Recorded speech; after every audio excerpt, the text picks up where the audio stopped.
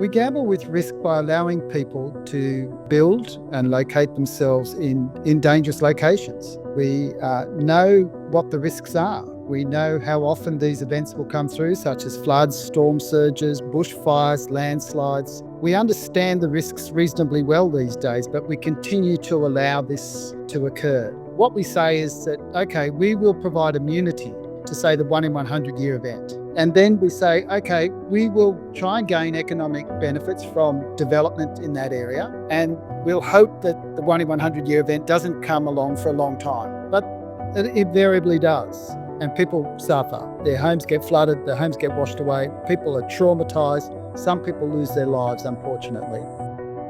We have a saying in the business, and that is that all natural disasters are a result of poor planning.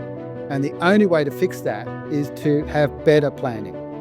So really it's up to the consent authority. The consent authority are the people that give permission for these developments to go ahead. And that's usually local government in Australia. We can build in safe areas. We don't have to continue building in these really, really dangerous locations. That is, next to rivers, on floodplains, along coasts where storm surges are prone or coastal erosion is going to be occurring, or necessarily in areas where bushfires are going to occur. I know people want to live in those locations, but the reality is that these can be very, very dangerous.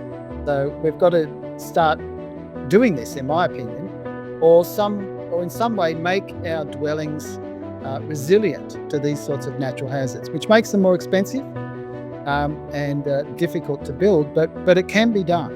And also, the rest of the community has to pay for this, not necessarily for that building, but we pay for it through our insurance premium. Every time new assets are placed in the path of these hazards, the insurance industry says, well, look, we've got more potential losses here. So we have to put up our premiums in order to cover ourselves, because the consent authority is allowing more of these buildings to occur, more of these developments to occur.